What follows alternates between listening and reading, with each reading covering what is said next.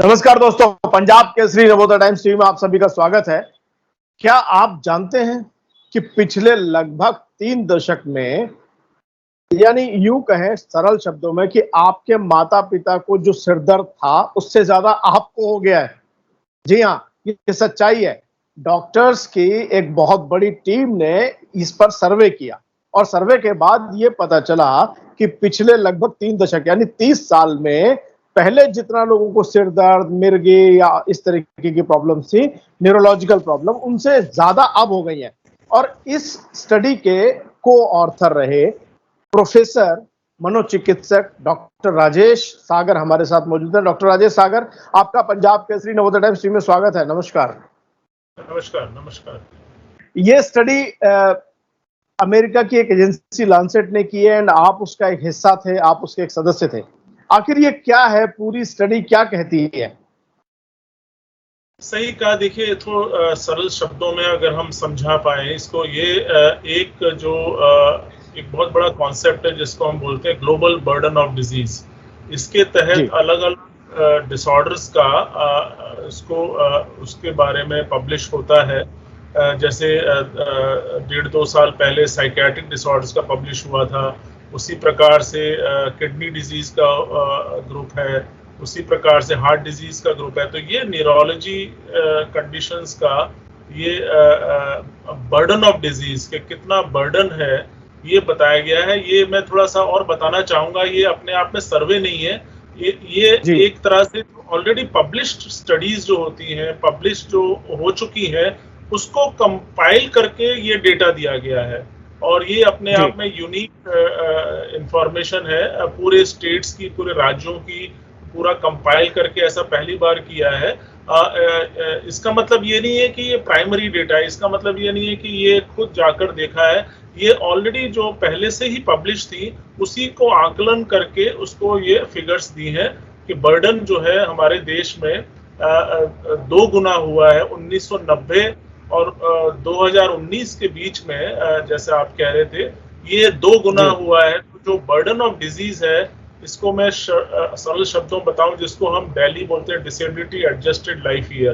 कहने का मतलब जो 4% थी वो अब 8% के करीब हो गई, 8.2% हो गया है।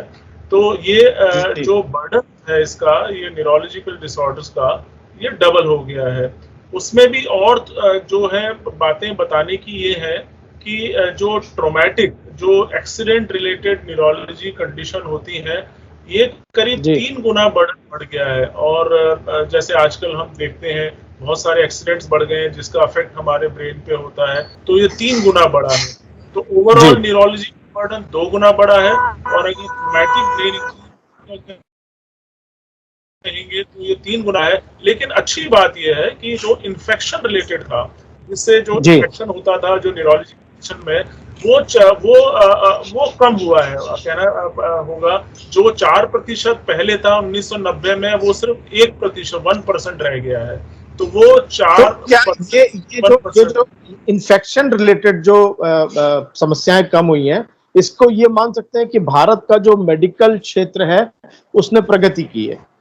आपके ये कह सकते हैं कि जो इन्फेक्शन रिलेटेड जो न्यूरोलॉजी कंडीशन थी, जो 1990 में जो 4% थी, वो 2019 में वो सिर्फ 1% रह गई है।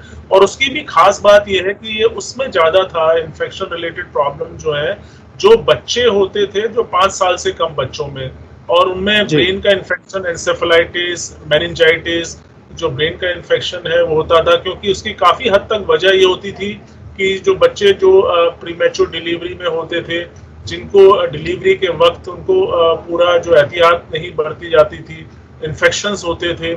और जो है और भी कोई जो, जैसे जिनका बर्थ वेट कम होता था, क्योंकि आजकल ये भी इम्पोर्टेंट है समझना, इतना सारा जो हेल्थ में जो प्रगति हुई है, जो डेवलपमेंट हुई है, उसमें कहते हैं कि जो डिलीवरी है आप अस्पताल में कराइए, आप मदर की पूरी केयर कीजिएगा, एंटीनेटल केयर पूरा होना चाहिए। और जो बच्चे जिनका बर्थ वेट पहले कम, क्योंकि लो बर्थ वेट बहुत बड़ा रिस्क फैक्टर है ब्रेन इन्फेक्शन का, खासकर बच्चों में, और जिनका शॉर्ट जेस्टेशन होता था, या तो ये सब रिस्क फैक्टर थे। तो ये कह सकते हैं कि इसमें प्रगति हुई है, तो इसीलिए उसका जो अंक है वो जो काफी हद तक जो है 75% कम हो गया है, 4% से 1% हो गया है।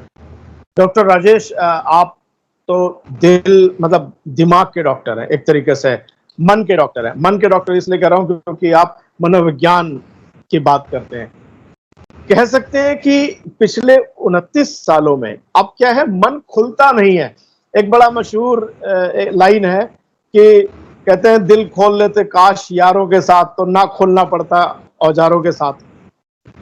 तो लगता है कि ये जो सिर दर्द है या जो बाकी समस्याएं हैं, वो समस्याएं किन कारणों से बढ़ी हैं, ऐसा भी कुछ स्टडी में सामने आया है?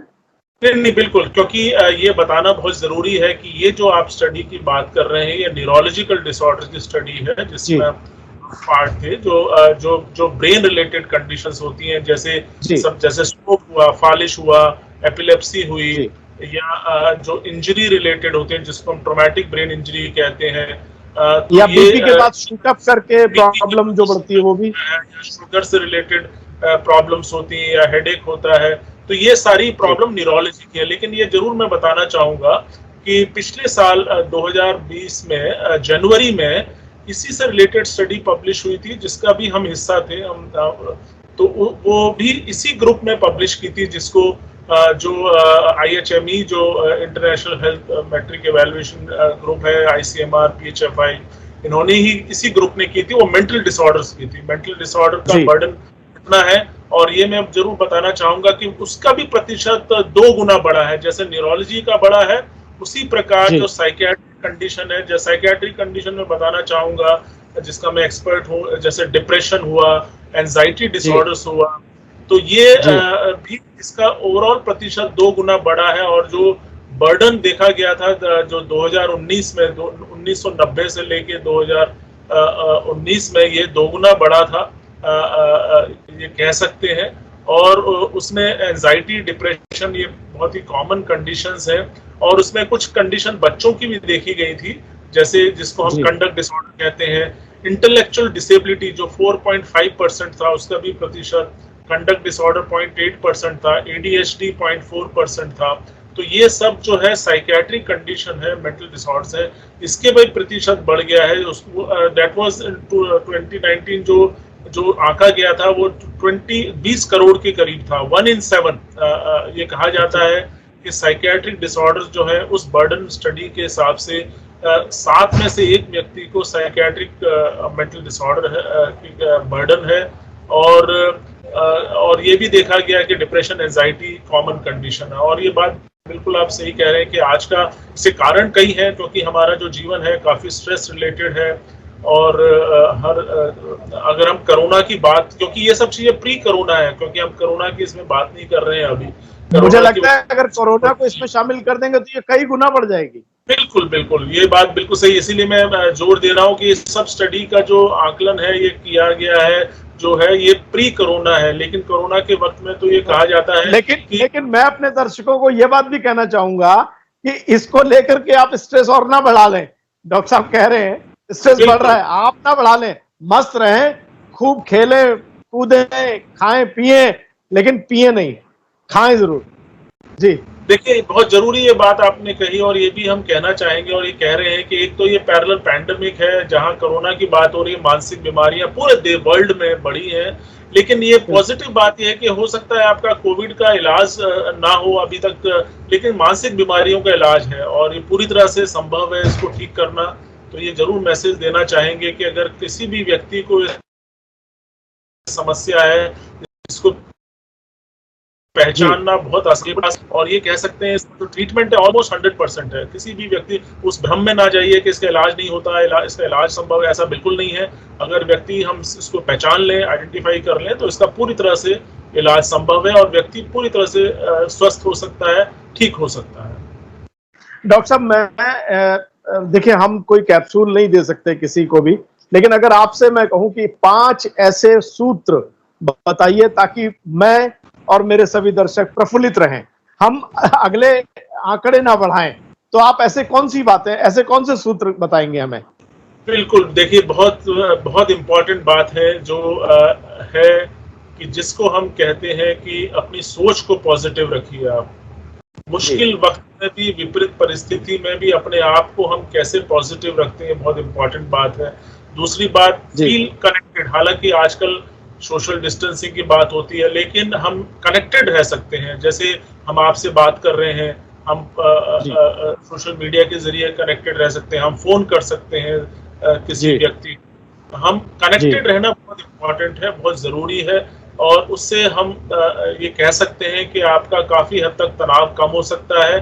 और जो तीसरी बात बहुत इम्पोर्टेंट है कि हम वो वातावरण क्रिएट करें अपने लिए भी और दूसरों के लिए भी जो मुश्किल में वो, जिसमें वो अपने आप को कह सकें, व्यक्त कर सकें। जैसे जो थीम थी कुछ वर्षों पहले आई थी, डिप्रेशन लेट्स टॉक। जो जितना हम शेयर करेंगे, जितना हम व्यक्त करेंगे अपने आप को, जितना हम एक्सप्रेस करेंगे, खासकर ये बात इम्पोर्टेंट है यंग बच्चों के लिए, माता पिता या बड़ों का ये फर्ज है कि वो वातावरण क्रिएट करें जहाँ पे वो एक दूसरे को व्यक्त कर सकें, अपनी बात कह सकें। क्योंकि काफी हद तक ये होता है कि लोग ये समझते हैं कि हम किससे कहें, क्या बात करें, लेकिन वो वातावरण क्रिएट करना, वो कॉन्फिडेंस देना बहुत जरूरी है। हमने देखा है कोई भी व्यक्ति परेशान होता है तो डॉक्टर के पास वो बाद में जाता है, लेकिन पहले वो अपने दोस्तों से डिस्कस करता है, परिवार से करता है। उससे ही उसको हम कह सकते हैं 50% फायदा होता है, उससे भी ज्यादा उसको फायदा होता है। अगर हम परेशानी में होते हैं तो हम डिस्कस करते हैं। तो ये बहुत इंपॉर्टेंट है कि अपने भी परेशानियां, दो बात और दूसरी बात, चौथी बात ये इम्पोर्टेंट है कि इसको पहचानना बहुत आसान है। अगर कोई भी लक्षण है, जहाँ पे मैं मुख्य रूप से बताना चाहूंगा, क्योंकि इसके बारे में बहुत भ्रांतियां हैं, बहुत स्टिग्मा अटैच्ड है, इसलिए हम इसको ज्यादा डिस्कस नहीं करते हैं। लेकिन अच्छी बात है हम आज इसके बारे में चर्चा कर रहे हैं। तो देखिए, कोई भी आपके बिहेवियर में, बर्ताव में बदलाव हो जाए, या आपको नींद में कमी आ जाए, या आपको भूख में कमी आ जाए, आपका मन चिड़चिड़ा होने लगे, मन में गुस्सा आने लगे, या उदासी आ जाए, या घबराहट होने लगे, तो ये और सब जो मुख्य बात है, आपका बिहेवियर में चेंज आया है, चाहे वो अपने अंदर आया हो या आपके घर के किसी के अंदर भी आया हो, तो हो सकता है कि उसको मानसिक समस्या हो। मैं बीमारी नहीं शब्द इस्तेमाल करूंगा, हो सकता है समस्या हो। और हो सकता है कि आपको किसी से बात करने की से वो काफी हद तक समाधान हो सकता है। तो अर्ली आइडेंटिफिकेशन, जो मैं चौथा पॉइंट बहुत इंपॉर्टेंट बताना चाहूंगा कि बहुत इंपॉर्टेंट है, जो है अर्ली आइडेंटिफिकेशन। अगर इसको पहचानना बहुत आसान है, कोई इसमें बड़े टेस्ट नहीं होते हैं। आप किसी भी डॉक्टर से इसके बारे में चर्चा कर सकते हैं, डिस्कस कर सकते हैं। पांचवी बात जो मैसेज में देना चाहूंगा, these are all completely treatable condition. क्योंकि हम ये कहते हैं हमारे अंदर बहुत भ्रांतियां हैं, बहुत सारा स्टिग्मा है, हम अप्रोच नहीं करते हैं, डिस्कस नहीं करते हैं। हम बहुत सारी चीजें सोचते हैं ये तो इसका इलाज जो है रिलीजियस तरीकों से होता है या और तरीकों से होता है। ऐसा नहीं, इसका पूरा it's like any other medical condition. और उसी साथ ही हम जोड़ना चाहेंगे, जिस तरह से हम फिजिकल हेल्थ का ध्यान रखते हैं, ये बहुत इंपॉर्टेंट मैसेज है। जिस तरह से हम अपने शारीरिक स्वास्थ्य का ध्यान रखते हैं, जैसे मान लीजिए हमें चोट लगती है तो हम तुरंत डॉक्टर के पास जाते हैं, पट्टी करते हैं, उसी प्रकार से हमें अपने मानसिक स्वास्थ्य का, इमोशनल हेल्थ का भी ध्यान रखना है, उससे निगलेक्ट नहीं करना है। तो ये मैसेज मैं जरूर देना चाहूंगा कि इसको समझें, इसको पहचानें। और इसको पहचानना बहुत आसान है, जैसे मैंने बताया। इसको और इसके जो मन, इसके साथ जुड़ी हुई स्टिग्मा है, उसको अलग करें। जो कलंक इसके साथ जुड़ा हुआ है उससे दूर रहें, क्योंकि कभी कभी इसको ना समझने से भयंकर परिणाम हो सकते हैं। देखा है, सुसाइड रेट बढ़ जाती है, सुसाइड हो सकता है। तो इसलिए जल्दी पहचानने से पूर्ण इलाज हो सकता है और व्यक्ति पूरी तरह से ठीक हो सकता है। ये मानना बहुत जरूरी है कि जो बाकी बीमारियां होती हैं वो एक इंडिविजुअल बीमारी है, लेकिन मानसिक बीमारियां एक परिवार की बीमारी। अगर किसी व्यक्ति को परिवार में मानसिक समस्या होती है, प्रॉब्लम, तो पूरा परिवार उससे अफेक्टेड होता है। तो ये बहुत जरूरी है। और जैसे मैंने बताया, जी डॉक्टर राजेश, आपने बहुत अच्छी बात बताई है। सबसे बड़ी बात मुझे लगता है, जो इस पूरी चर्चा की सबसे बड़ी बात यह है, हमने कोरोना में भी देखा है, जुड़े रहिए, रिश्तों को संभालिए, व्हाट्सएप, सोशल मीडिया, होड़, इन सबको छोड़ दीजिए, मस्ती कीजिए और प्यार से, यार से जुड़ के रहिए तो आपको मानसिक समस्या नहीं होगी। डॉक्टर राजेश सागर को संपर्क नहीं करना पड़ेगा। लेकिन अगर खुद में घुस गए, अपने अंदर खोल बना लिए, और तो समस्या होगी, और जब समस्या होगी तो डॉक्टर से बात करनी है। डॉक्टर राजेश सागर, आप हमसे जुड़े, आपका बहुत बहुत धन्यवाद। नमस्कार। नमस्कार, नमस्कार, थैंक यू।